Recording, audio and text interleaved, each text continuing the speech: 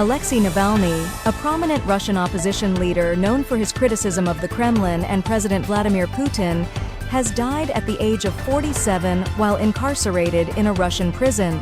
Navalny, who survived a novachuk nerve agent poisoning in 2020, was a key figure in exposing corruption and organizing significant anti-government protests in Russia.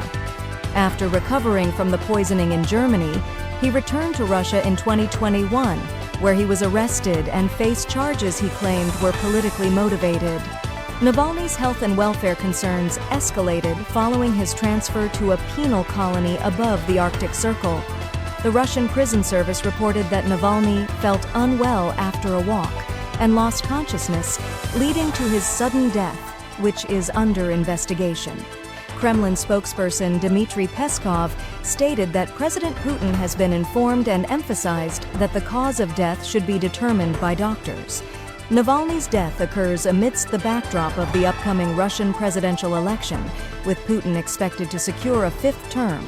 Navalny had been sentenced to a total of 19 years in prison on various charges, including creating an extremist community and financing extremist activities, all of which he denied. His legal team lost contact with him for a period, later locating him in a harsh penal colony known as Polar Wolf. Throughout his political activism, Navalny utilized social media and his blog to highlight alleged corruption within the Kremlin and Russian businesses, making him one of Putin's most formidable opponents. His poisoning in 2020 and the subsequent investigation that linked the attack to the Russian security service, FSB, received international attention. Navalny even managed to trick one of the FSB agents involved into revealing details of the operation.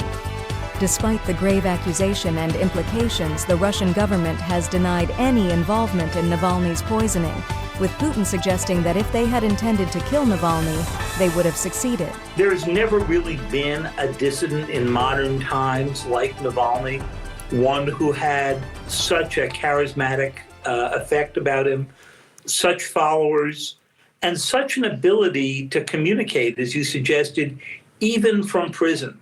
And, his decision to go back to Russia from Germany, where he had been recovering from the last effort to kill him with a poisoning, was remarkable. It seemed suicidal to people who had known him or covered him, but it also reflected his own belief that in prison he could still lead a movement.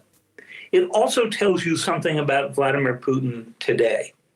Putin has systematically been getting rid of those remnants of opposition to him ahead of some elections that are coming. There was Prigozhin, who, of course, mounted an attempt that looked like military overthrow, although he said he was not trying to overthrow Putin himself, but just his military commanders.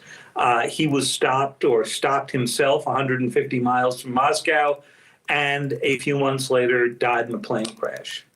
Now Navalny, the most prominent dissident. So Putin enters these elections basically having crushed all of those who have, and they're very few in number, who have made a public case for the incompetence and for the evil nature of the rule that they've been under.